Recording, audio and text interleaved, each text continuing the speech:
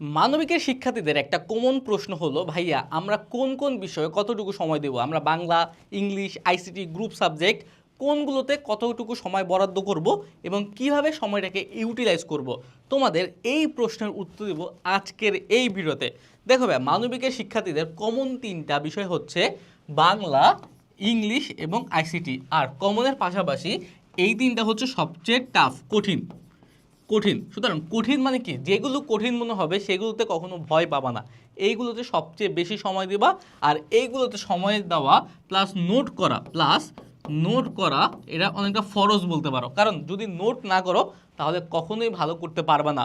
এখন আমরা আসি পার্ট বাই পার্ট। বাংলা ফার্স্টে, বাংলা ফার্স্ট। এখন গদ্য আর পদ্য প্রত্যেকটায় কি করবা, গদ্য, পদ্য,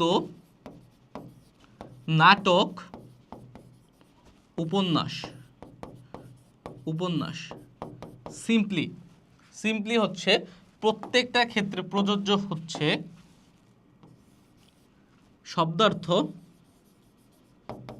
শব্দার্থ পড়বা, তারপরে হচ্ছে কি পড়বা, পাঠ পরিচিতি,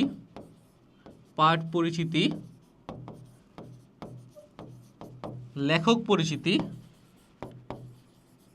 পরিচিতি একটু কম পড়লে হবে। হ্যাঁ, লেখক পরিচিতিতে কিছু কিছু ইম্পর্টেন্ট জিনিস থাকে, ওগুলো পড়লে হবে। যেমন বেশি পড়তে হবে পাঠ পরিচিতি, কারণ হচ্ছে পাঠ পরিচিতি বললে ক খ গ ঘ সম্পূর্ণ, বিশেষ করে গ আর ঘ আর ক এর ক্ষেত্রে অনেক বেশি হেল্প করে। পাঠ পরিচিতিটা হেল্প করে কিসের ক্ষেত্রে, ক, গ আর ঘ, এই তিনটার ক্ষেত্রে পাঠ পরিচিতি অনেক বেশি হেল্পফুল। সুতরাং তোমরা এগুলো নোট করে করে পড়বা।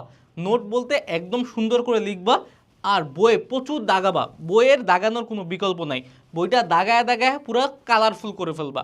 ওকে, তারপরে হচ্ছে বাংলা সেকেন্ডের কথা বলি। বাংলা সেকেন্ড সিম্পলি নোট করবা, ক্লাস করবা, নোট করবা, প্র্যাকটিস করবা। নোট, প্র্যাকটিস প্লাস রিভিশন, কারণ হচ্ছে গ্রামার অনেক সময় ভুলে যাই, এগুলো করলেই হবে। এখন আমরা আসি আমাদের বাংলা, ইংলিশ, আইসিটি। এখন আইসিটির ক্ষেত্রে কি করবা, সিম্পলি আইসিটি কনসেপ্ট বুঝবা, বুঝে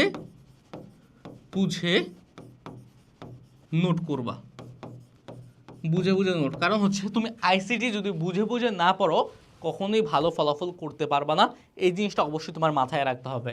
এবার আসি গ্রুপ সাবজেক্ট।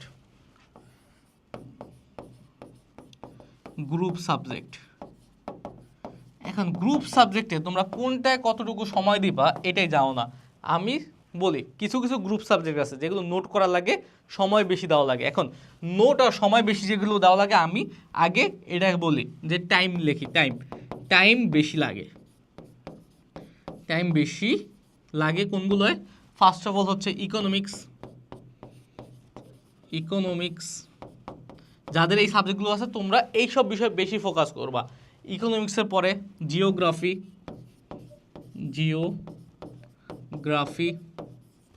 তারপর আছে তোমার লজিক, তারপর বলতে পারি আমরা সাইকোলজি, সিভিক্স।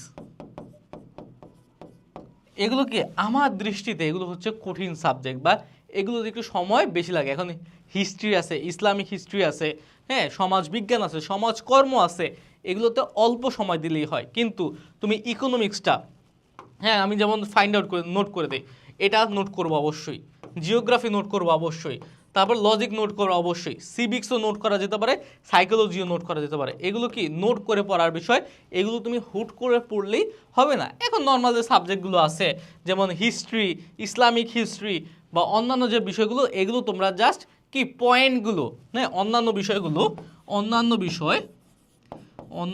বিষয়, হ্যাঁ, কি পয়েন্টগুলো নোট করবা,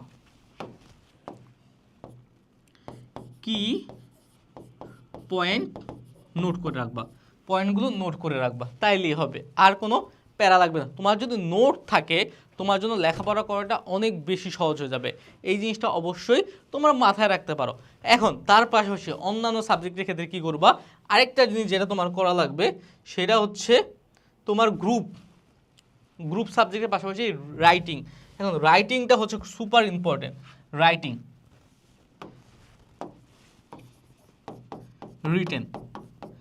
রিটেনের ক্ষেত্রে কি করবা, এখন রিটেনের ক্ষেত্রে বাংলা বা অন্যান্য সিকিউ সৃজনশীল কিভাবে লিখতে হয়, সৃজনশীল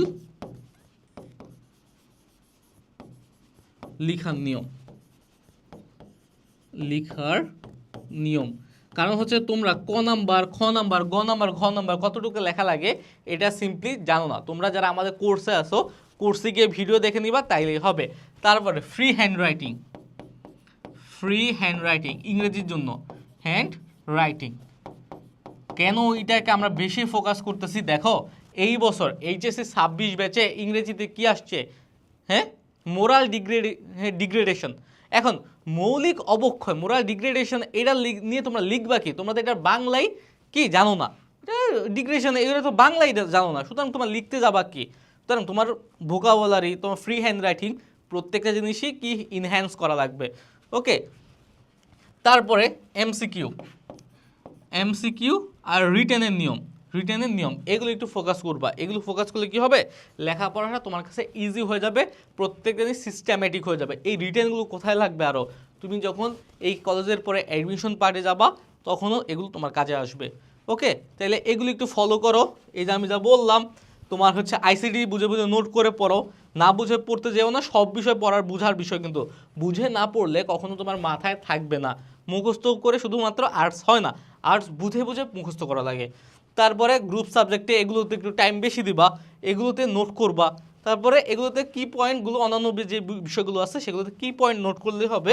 আর বাংলা ফার্স্টের ক্ষেত্রে গদ্য পদ্য নাটক উপন্যাসের শব্দার্থ পড়বা, তারপর পাঠ পরিচিতি, কবি পরিচিতি, তার শেষে এমসিকিউ সিকিউ এগুলো সলভ করবাই অবশ্যই। কিন্তু পাঠ পরিচিতিটা মুখস্থ মতো করে ফেলবা। কারণ হচ্ছে পাঠ পরিচিতি পড়লে ক নাম্বার প্রশ্ন, গ নাম্বার প্রশ্ন, ঘ নাম্বার প্রশ্ন আরামসে দেওয়া যায়। ক নাম্বার প্রশ্ন কিন্তু পাঠ পরিচিতি থেকে অনেক সময় কি আসে, যেমন অমুক কবিতাটি কোন জায়গা থেকে নেওয়া হয়েছে, কোন কাব্যগ্রন্থে নেওয়া হয়েছে, এই গল্পটি কোন পত্রিকায় প্রকাশিত হয়েছে, এগুলো খুব বেশি ইম্পর্টেন্ট। ওকে, তারপরে সেকেন্ড পেপারে নোট করবা, প্র্যাকটিস করবা, রিভিশন দিবা। কারণ হচ্ছে কি রিভিশন না দিলে মনে থাকবে না। ওকে, আর এই হচ্ছে ব্যাপার। এগুলো যদি খেয়াল রাখাও তাহলে দেখবো খুব ইজিলি তুমি কি পারবা। আর কতটুকু সময় যাবে এটা তো বোঝোই। সময়ের ব্যাপারটা যদি বলি, এই যে বাংলা ইংলিশ আইসিডিতে একটু সময়টা বেশি যাবে স্বাভাবিক। তারপরে হচ্ছে গ্রুপ সাবজেক্টের মধ্যে টাইম বেশি যাবে ইকোনমিক্স, জিওগ্রাফি, লজিক, সাইকোলজি, সিভিক্সে, কারণ এগুলো পড়া বেশি, নোট করার প্যারা আছে। তারপরে কি অন্যান্য বিষয়, তারপর একটু সময় রাখবা রিটেন প্র্যাকটিসের জন্য। এইভাবে পড়লে আশা করা যায় তোমার রেজাল্টটা খুব ভালো হবে। ওকে ভাইয়া, তাহলে আজকের ভিডিওটা এই পর্যন্ত থাকলো, আবার দেখা হবে। সেই পর্যন্ত সুস্থ থাকো, ভালো থাকো, আসসালামু আলাইকুম।